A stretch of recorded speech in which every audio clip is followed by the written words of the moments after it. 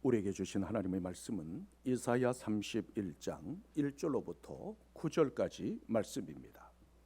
이사야 31장 1절로부터 9절까지 말씀입니다.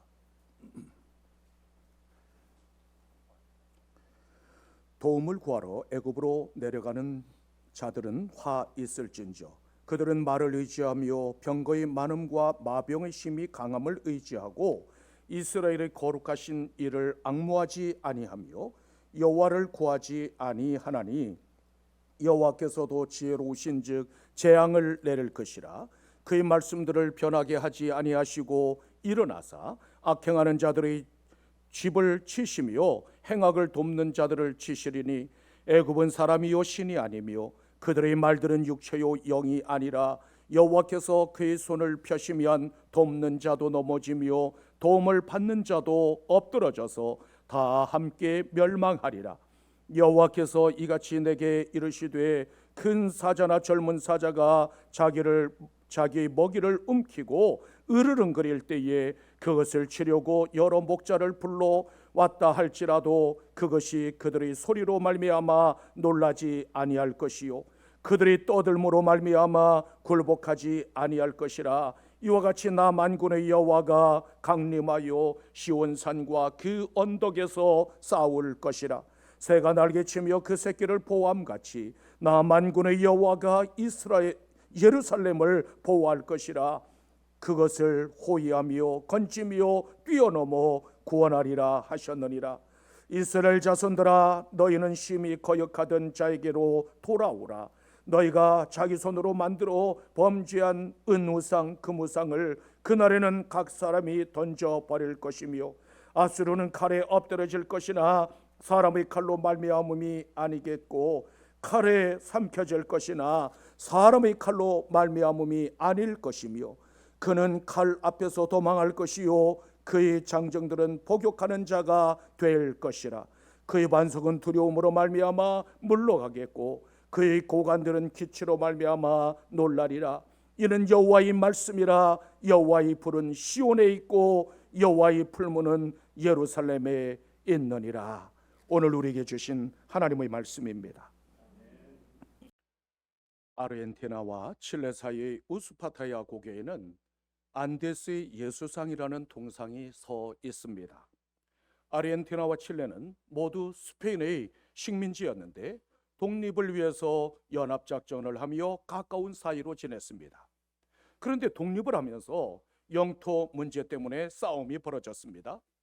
그러자 교회 지도자들이 국가 지도자들과 국민을 설득하여 1902년 5월에 평화협정을 체결하게 되었습니다. 이를 기념해서 두 나라의 국경에 평화를 상징하는 예수님의 동상을 세우기로 합의했습니다. 마침내 1904년 동상 제막식에서 두 나라 국민은 하나가 되었습니다. 동상 밑에는 다음과 같은 문구가 새겨졌습니다. 구주 예수의 발밑에서 끝까지 유지하기로 서약한 평화를 만약 아르헨티나와 칠레가 깬다면 즉시 이 상들은 산산조각으로 깨어져라. 모세라자냐 사제는 이렇게 말했습니다. 단지 아르헨티나와 칠레에게만 국한하지 않고 우리는 이 예수상을 세계에 봉헌합니다. 이것에 의해서 세계는 확실히 인류에게 미칠 평화에 관해서 큰 교훈을 배울 것입니다. 그 후에 지금까지 양국의 평화를 위해서 무언의 설교를 계속하며 굳건히 서 있습니다. 그런데 그 동상이 세워지던 시기에 위기가 있었습니다. 지형과 여러 가지 조건들에 의해서 아르헨티나를 향하여서 예수님이 바라보는 그런 형태가 되자 칠레 사람들의 사이에서 불만의 목소리가 터져나왔습니다. 양국 간의 감정이 점점 나쁜 방향으로 치닫고 있을 때 이를 해결한 것은 한 기자가 쓴 재치 있는 기사 한 문장이었습니다. 예수님의 얼굴이 아르헨티나를 향하여 서 계시는 이유는 아르헨티나가 칠레보다 예수님의 보살핌이 더 필요한 나라이기 때문이다. 이 한마디의 말이 큰 감동을 주었고 두 나라의 엄청난 비극을 막을 수 있었습니다. 지금 온 땅이 전쟁의 소용돌이에 휩싸였고 한반도와 또 다른 화약고들도 언제 터질는지 모르는 상황입니다. 이러한 상황에서 우리는 어디에 소망을 두어야 할까요? 시편 3편 8절에서는 이렇게 말씀하고 있습니다. 구원은 여호와께 있사오니 주의 복을 주의 백성에게 내리소서. 구원은 사람에게 속한 것이 아니라 오직 하나님께 있습니다. 따라서 세상을 살아가면서 온갖 심각한 위기에 처할 때마다 하나님의 구원을 바라볼 수 있어야 합니다. 당시 남유다는 아수리 침공이라는 절체절명의 위기를 맞이했습니다. 하나님의 백성들이 위기를 만나는 이유는 무엇일까요? 단지 아수르보다 국력이나 군사력이 약했기 때문일까요? 아니면 아수르가 영토 확장 정책을 폈기 때문일까요? 표면적으로 보면 군사력이나 강대국의 침략 정책이 원인으로 작용했다고 말할 수 있습니다. 하지만 그것보다 가장 근본적인 원인은 하나님의 말씀에 대한 불순종의 결과 하나님의 징계가 임했기 때문이었습니다. 따라서 유다는 위기의 원인이 자신들의 죄에 있음을 깨닫고 하나님께로 돌이켜야만 했습니다. 그런데 애굽의 군사력에 의지하여서 이 위기를 해결하려고 시도했습니다. 본문 1절에서는 이렇게 말씀하고 있습니다. 도움을 구하러 애굽으로 내려가는 자들은 화 있을진저 그들은 말을 의지하며 병거의 많음과 마병의 심히 강함을 의지하고 이스라엘의 거룩하신 이를 앙무하지 아니하며 여호와를 구하지 아니하니라. 거룩하신 하나님을 바라보지 않고 애굽의 말과 병거를 의지하는 길을 선택했다는 말씀입니다. 고대 사회에서 병거와 마병은 군사력을 가늠하는 기준이 되었습니다. 사람들은 눈에 보이지 않으면 마치 존재하지 않는 것처럼 여깁니다. 이러한 경향은 하나님의 백성들이라고 예외가 아니었습니다. 그들은 여호와를 섬기는 하나님의 백성들이었지만 눈에 보이지 않았기 때문에 늘 불안했습니다. 따라서 위기 앞에서 눈에 보이지 않는 하나님 앞에 나아가 묻기보다 당장 눈에 보이는 애굽의 병거와 마병을 의지하려고 했습니다. 위기를 만나면 더 늦기 전에 어떤 대책을 세우지 않으면 망할 것처럼 생각이 되어집니다. 아수리 침략 앞에서 하나님만 의지하고 잠잠히 기다린다는 것은 매우 미련한 것처럼 보입니다. 따라서 하나님을 포기하고 애굽의 말과 병거를 의지하기로 결정했습니다. 애굽과 군사 동맹을 맺으면 아수르의 침공으로부터 완전할 뿐만 아니라 하나님의 징계까지도 피할 수 있을 것이라고 생각했습니다. 그러나 이것이 바로 사탄의 무서운 시험입니다. 사탄은 위기가 닥칠 때 끊임없이 하나님을 불신하게 만들고 어떻게 해서든지 인간적인 방법을 찾도록 유혹합니다. 하지만 시험의 순간 하나님을 떠나면 하나님의 도우심을 받을 수 없을 뿐만 아니라 결국 고통과 절망 가운데 빠지고 맙니다. 그러므로 위기가 찾아오거든 내 눈에 보이지 않아도 오직 하나님만 바라볼 수 있는 여러분들이 되십시오. 당장 눈앞에 보이지 않아도 하나님만 바라보는 것, 그것이 바로 우리의 믿음입니다. 믿음의 선진들은 이 시험을 통과하고 하나님의 살아계심과 하나님의 보호하심을 분명하게 증거하고 있습니다. 따라서 우리는 마병과 병거를 의지하는 사람들이 아니라 거룩하신 하나님, 능력의 하나님만 바라보고 나아갈 수 있어야 합니다. 왜 우리는 오직 하나님을 바라보아야만 할까요? 하나님은 지혜로우시며 심판하시는 분이시기 때문입니다. 본문 2절에서는 이렇게 말씀하고 있습니다. 여호와께서 지혜로우신즉 재앙을 내리실 것이라.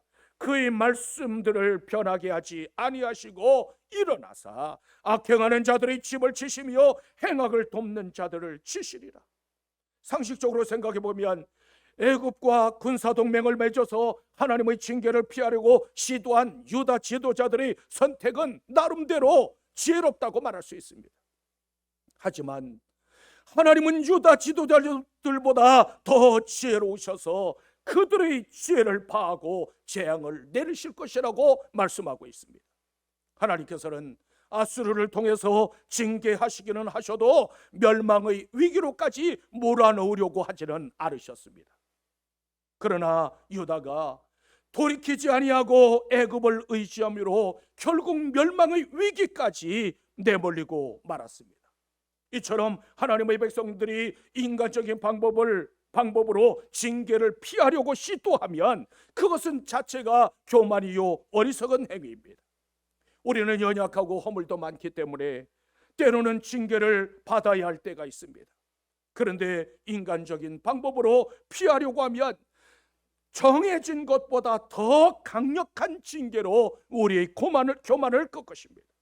우리 속담에 호미로 막을 것을 가래로 막는다는 말과 마찬가지입니다. 하나님께서는 반드시 말씀대로 이루시는 분이십니다. 마태복음 5장 18절에서는 이렇게 말씀하고 있습니다. 진실로 너희에게 이르노니 천지가 없어지기 전에는 율법의 1.1획도 결코 없어지지 아니하고 다 이루리라. 하나님은 신실하신 분이시며 천지 만물을 지으신 창조주이십니다. 따라서 우리가 생각하기에는 도저히 이루어질 수 없을 것처럼 보이는 것조차도 그분은 얼마든지 이루실 수 있는 전능자이십니다. 우리가 하나님의 말씀에 순종해야 하는 결정적인 이유가 바로 여기에 있습니다. 이스라엘 백성들은 하나님의 선민임에도 불구하고 하나님의 말씀에 불순종했습니다. 그 결과 심판의 도구로 사용된 아수르에 의해서 고난의 길을 걸어야만 했습니다. 따라서 우리는 악을 멀리하고 모양이라도 버릴 수 있어야 합니다. 하나님께서 유다를 심판하신 것은 그들이 미워서가 아니라 하나님께로 돌아오게 하려는 방편이었습니다. 부모는 자식을 징계할 때 잘못을 뉘우치도록 징계하지 죽일 때까지 징계하지는 않습니다. 하나님께서 징계하실 때는 즉시 돌이켜야만 합니다. 회개하고 돌아오기만 하면 징계를 멈추시고 은혜를 베풀으시는 하나님이십니다. 그러므로 징계를 믿음과 회복과 축복의 기회로 삼을 수 있는 여러분들이 되시기를 주님의 이름으로 축원합니다. 우리가 하나님께로 돌아가면 어떻게 하실까요? 먼저 만군의 여호와께서 보호해 주십니다. 본문 4절로부터 5절에서는 이렇게 말씀하고 있습니다. 여호와께서 이같이 내게 이르시되 큰 사자나 젊은 사자가 자기의 먹이를 움키고 으르렁거릴 때에 그것을 치려고 여러 목자를 불러 왔다 할지라도 그것이 그들의 소리로 말미암아 놀라지 아니할 것이요 그들의 떠들므로 말미암아 굴복하지 아니할 것이라. 이와 같이 나 만군의 여호와가 강림하여 시온산과 그 언덕에서 싸울 것이라.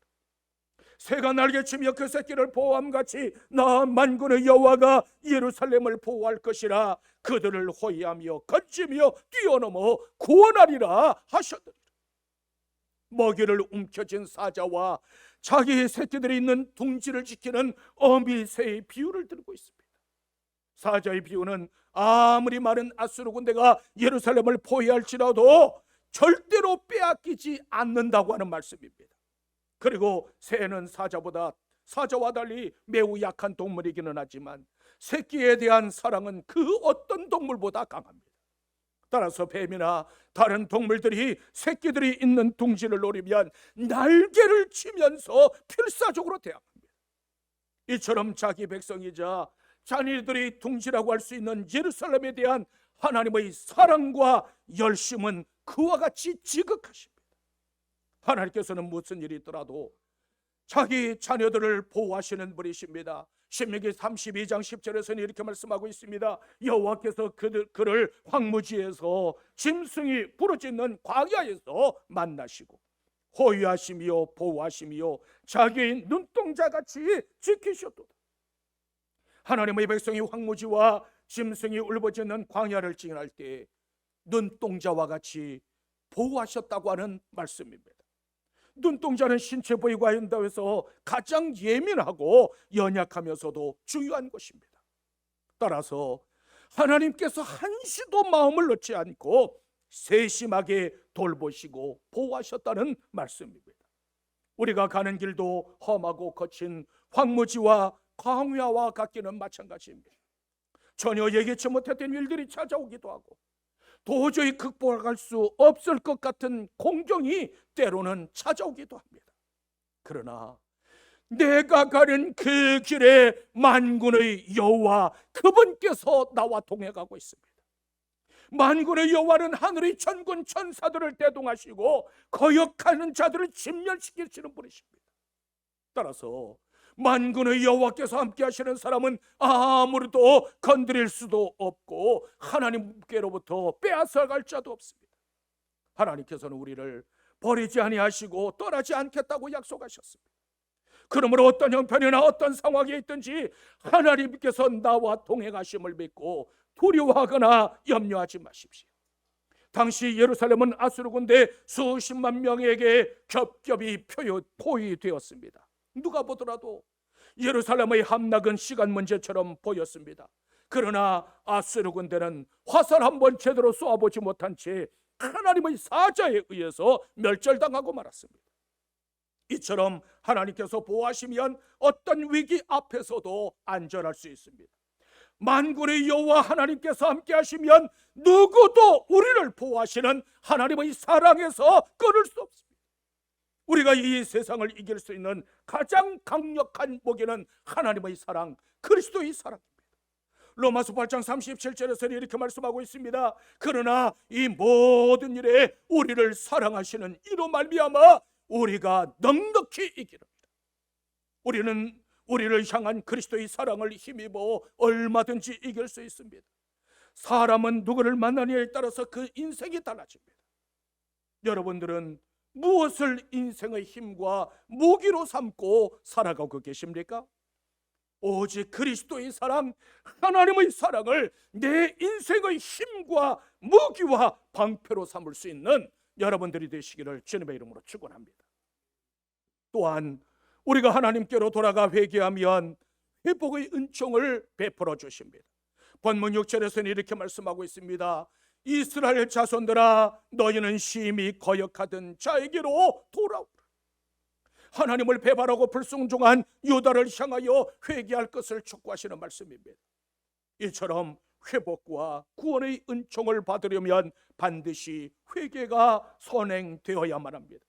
이스라엘 백성들은 단순히 등을 돌린 정도가 아니라 왕이신 하나님의 말씀을 거역했고 우상을 섬겼습니다. 이러한 행동을 즉시 중단하고 진정한 보호자가 되시는 하나님께로 돌아오라고 말씀하고 있습니다. 하나님께서는 택한 백성을 극진히 사랑하시는 사랑의 주이십니다. 하지만 하나님의 사랑은 죄까지도 용납하시는 무분별한 사랑이 아닙니다. 하나님은 사랑의 주이시지만 동시에 죄를 미워하시는 공의로우신 하나님이십니다.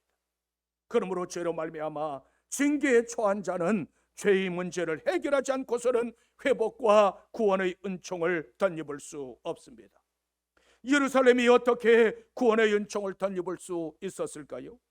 히스기야 왕과 온 예루살렘 거민들이 하나님 앞에 나아가 엎드려 자신들의 죄를 자복했을 때 그때 하나님의 은혜가 임했습니다. 그러므로 하나님의 징계 가운데 있다면 우리는 무엇보다도 먼저 하나님 앞에 나아가 엎드려 회개해야만 합니다.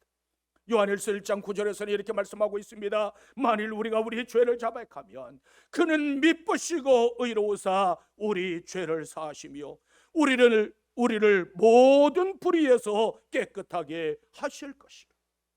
내가 죄인임을 인정하고 주 앞에 자복하기만 하면 모든 죄를 사하시며 모든 불의에서 깨끗하게 하신다는 약속의 말씀입니다. 하나님께서는 성품과 인격에 있어서는 미쁘신 분이시고 자신의 약속에 있어서는 항상 신실하신 분이십니다. 그러므로 미쁘시고 의로우신 주님 앞에 나아가 죄를 자복하는 것은 결코 부끄러운 일이 아닙니다. 법정에서 만약 죄를 인정하면 정상 참작은 받을는지 모르지만 실형을 선고받게 됩니다. 그러나 우리가 주님 앞에 나아가 내 죄를 자복하면 죄 사함의 은총을 덧입게 됩니다. 유다가 회개했을 때 하나님께서 어떻게 하셨을까요? 그들에게 더 이상 죄를 묻지 아니하시고 압박하는 아수르 군대를 몰살시킴으로 회복의 은총을 베풀어 주셨습니다.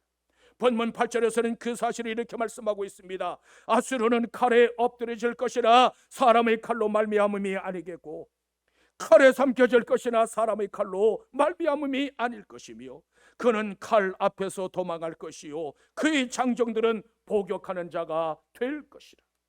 당시 아수르 군대는 당대에 맞설 자가 없는 최강의 군대였지만 하룻밤 사이에 18만 5천 명이 송장이 되고 말았습니다. 세상 그 어느 군데도 당할 수 없는 하나님의 전능하신 칼, 권능의 칼에 괴멸당하고 말았습니다. 이처럼 회개는 놀라운 변화와 회복의 은총을 덧입게 합니다. 회개는 징계와 고통의 가시밭길에서 구원의 대로에 이르게 하는 첩경입니다. 그러므로 혹여라도 아직 불순종과 죄와 허물 가운데 있다면 하나님 앞에 나아가 자복하십시오. 하나님께서는 우리의 연약함을 아시기에 회개하면 너그럽게 대하십니다. 그뿐만 아니라 마음의 평안을 주시고 새로운 삶을 살 수 있도록 거룩한 능력을 공급해 주십니다. 그분께서 우리를 회개의 자리로 초청하고 계십니다. 이사야 1장 18절에서는 이렇게 말씀하고 있습니다. 오라, 우리가 서로 변론하자. 너희 죄가 주홍 같을지라도 눈과 같이 희어질 것이요 진홍같이 붉을지라도 양털같이 희게 되리라. 주 앞에 나아가 자복하기만 하면 눈과 같이 희어지고 양털같이 될 것이라고 말씀하고 있습니다. 죄가 아무리 흉악하고 아무리 심각할지라도 능히 깨끗하게 하실 수 있는 하나님이십니다. 그러므로 주 앞에 나아가 자복하는 것을 주저하지 마십시오. 탕자가 회개하고 돌아섰을 때 아버지는 이미 용서하시고 따뜻한 사랑으로 감싸 주셨을 뿐만 아니라 모든 죄를 다시 회복시켜 주셨습니다. 이제는 하나님의 부르심에 응답함으로 회복과 구원의 은총을 덧입는 여러분들이 되시기를 주님의 이름으로 축원합니다. 또한 주님 앞으로 돌아가면 하나님께서 불로써 함께해 주십니다. 본문 9절에서는 이렇게 말씀하고 있습니다. 그의 반석은 두려움으로 말미암아 물러갔겠고 그의 고관들은 기치로 말미암아 놀라리라.